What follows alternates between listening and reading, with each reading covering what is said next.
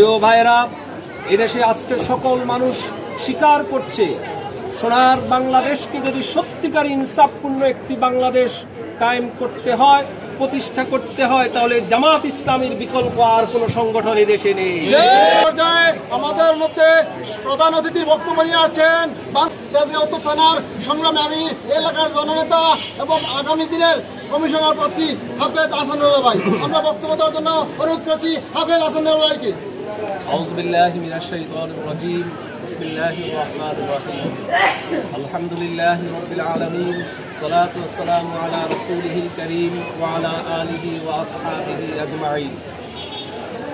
এদেশের গণমানুষের প্রিয় সংগঠন বাংলাদেশ জামাত ইসলামী তেজগাঁও উত্তরের আজকের এই পথসভা অনুষ্ঠানের সম্মানিত ভাই সভাপতি, উপস্থিত ব্যক্তিবৃন্দ এবং প্রিয় এলাকাবাসী, আসসালামু আলাইকুম ওয়া রাহমাতুল্লাহি ওয়া বারাকাতুহু। ব্যক্তিবৃন্দ অনেক গুরুত্বপূর্ণ বক্তব্য রেখেছে। আমি আপনাদের সামনে শুধু একটু আরজ করতে চাই, বাংলাদেশ জামাত ইসলামীর উপরে গত 16 বছর যেই ধরনের জুলুম এবং নির্যাতনের স্টিম রোলার চালানো হয়েছে, কোথাও এর নজির দেখা যায়নি। আমাদের উপরে আমাদের নেতৃবৃন্দকে ফাঁসি দেয়া হয়েছে, জেল দেয়া হয়েছে, জুলুম করা হয়েছে, কিন্তু আমরা কখনো এই দেশের বিশৃঙ্খলা তৈরি করিনি, আইনের ব্যত্যয় ঘটে এমন কোনো কাজ বাংলাদেশ জামাত ইসলামী করেনি। আমরা অন্যায়ের প্রতিবাদ করেছি, আমরা মজলুম হয়েছি, কিন্তু আমরা জালেমের ভূমিকায় অবতীর্ণ হইনি। প্রিয় ভাইরা, এদেশে আজকে সকল মানুষ স্বীকার করছে, সোনার বাংলাদেশকে যদি সত্যিকার ইনসাফপূর্ণ একটি বাংলাদেশ কায়েম করতে হয়, প্রতিষ্ঠা করতে হয়, তাহলে জামাত ইসলামীর বিকল্প আর কোন সংগঠন দেশে নেই। প্রিয় ভাইরা, আমরা জুলুমের শিকার হয়েছি, কিন্তু যখন আমরা 5 তারিখে গণবিপ্লবের মাধ্যমে যখন আমরা একটি নতুন স্বাধীনতা পেয়েছি, আমাদের আমিরে জামাত ঘোষণা করেছেন, রাজনৈতিক প্রতিপক্ষ থাকতে পারে কিন্তু আমাদের কোনো রাজনৈতিক শত্রু নেই, আমরা সবাইকে ক্ষমা করে দিয়েছি। আমাদের এই উদারতাকে আপনারা দুর্বলতা ভাববেন না। আমাদের এই উদারতা, এই মানবিকতা আপনাদেরকে সুন্দর মানুষ হিসেবে গড়ে তুলবে, এটাই আমরা প্রত্যাশা করি। যারা জুলুম করেছেন, জামাত ইসলামীর পক্ষ থেকে তাদেরকে সাধারণ ক্ষমা ঘোষণা করা হয়েছে। যারা আমাদেরকে পুলিশে দিয়েছেন, যারা রিমান্ডে দিয়েছেন, যারা আমাদের ব্যবসা বাণিজ্য নষ্ট করেছেন, যারা আমাদেরকে বাসা বাড়িতে থাকতে দেন নাই, মহান রবের সন্তুষ্টির কারণে আজকে তাদেরকে আমরা ক্ষমা করে দিয়েছি। কিন্তু আমাদের এই উদারতাকে যদি দুর্বলতা ভেবে কোনো অন্যায় কাজ করতে চান, তাহলে তার জবাব দেওয়ার জন্য জামাত ইসলামীর কর্মীরা সর্বদা মাঠে থাকবে। আমি আপনাদের সকলের কাছে উদারত আহ্বান জানাই, সুন্দর নাগরিক জীবন যাপন করুন, আল্লাহ প্রতি নিজেদের আস্থা পোষণ করুন, আল্লাহর আইন মেনে চলুন, কোরআন হাদিস পড়ুন, দেশের শান্তি শৃঙ্খলা বজায় রাখুন।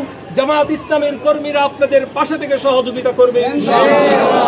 আমাদের এই বিজয় উত্তর, যদি কেউ দেশের আইন শৃঙ্খলা বিঘ্ন ঘটাতে চায়, যদি কেউ সন্ত্রাস করতে চায়, কেউ যদি চাঁদাবাজি করতে চায়, কেউ যদি দল বদল করে দেশে বিশৃঙ্খলা তৈরি করার চেষ্টা করে ভিন্ন ব্যানারে, তাহলে জামাত ইসলামী এবং ইসলামী ছাত্র শিবির সর্বস্তরের ছাত্র জনতাকে নিয়ে, আপামর জনতাকে নিয়ে আমরা তার প্রতিরোধ গড়ে তুলব ইনশাআল্লাহ। প্রিয় ভাইয়েরা, আমরা জামাত ইসলামী পক্ষ থেকে আপনাদেরকে জানাচ্ছি, আপনারা জানেন শেখ হাসিনা, খুনি হাসিনা ক্ষমতা ছেড়ে যাওয়ার কয়েকদিন আগে তারা অন্যায়ভাবে একটি বিল পাশ করেছে, নির্বাহী আদেশে জামাত ইসলামীকে নিষিদ্ধ ঘোষণা করেছিল। আজকে আদালতের মাধ্যমে সেই বিলটিকে বাতিল করে জামাত ইসলামী সগৌরবে ইনসাফপূর্ণ প্রতীক দাড়িপাল্লার প্রতিক্রিয়া আপনাদের সামনে এসে উপস্থিত হয়েছে। আমরা আল্লাহ তাআলার কাছে শুকরিয়া আদায় করছি। আমাদের আমিরে জামাত বলেছেন, আমরা 2 রাকাত নফল নামাজ আদায় করব, একদিন সিয়াম পালন করব এবং নিজেদের অর্থ ব্যয় করব বন্যা কবলিত এলাকার মানুষের জন্য। জামাত ইসলামীর কর্মীরা বন্যা কবলিত অঞ্চলে ত্রাণ বিতরণ করছে। আমাদের সকলকে উদাত্ত আহ্বান জানানো হয়েছে যেন আমরা সেই কাজে সহযোগিতা করি। প্রিয় ভাইরা, আসুন আমরা একটি সুন্দর বাংলাদেশ গড়ার লক্ষ্যে, ইনসাফ এবং সুবিচারপূর্ণ বাংলাদেশ গড়ার লক্ষ্যে জামাত ইসলামীর প্রতি আপনাদের পূর্ণ সমর্থন আমরা প্রত্যাশা করছি। পরিশেষে বলতে চাই, বৈষম্য বিরোধী ছাত্র আন্দোলনে যেই সকল কৃষক, শ্রমিক, মেহনতি জনতা সাধারণ মানুষ, রাজনৈতিক দলের কর্মী, পেশাজীবী অঙ্গনের ভাইয়েরা, সর্বস্তরের মানুষ যারা আমাদেরকে এই আন্দোলনে সহযোগিতা করেছেন, সকলকে আমরা অভিনন্দন জানাই। এই আন্দোলনে যারা শাহাদাত বরণ করেছেন তাদের জন্য মহান রবের কাছে শাহাদাতের সর্বোচ্চ মর্যাদা কামনা করছি। এখনো যারা হাসপাতালে রয়েছেন, এখনো যারা অসুস্থ রয়েছেন, তাদের জন্য মহান রব্বুল আলামিনের কাছে আমরা সুস্থতা কামনা করছি এবং আগামী দিনের বৈষম্য বিরোধী বাংলাদেশে একটি ইনসাফপূর্ণ সমাজ কায়েমের লক্ষ্যে সর্বস্তরের জনতাকে সাথে নিয়ে জামাত ইসলামী মাঠে ছিল, আছে এবং থাকবে ইনশাআল্লাহ। সেই আন্দোলনে দেশ গড়ার কাজে সবাইকে অংশগ্রহণ করার উদাত্ত আহ্বান জানিয়ে আমরা আমাদের আজকের এই পথসভা এখানেই শেষ করছি। সবাইকে সালাম, আসসালামু আলাইকুম ওয়া রাহমাতুল্লাহি ওয়া বারাকাতুহু।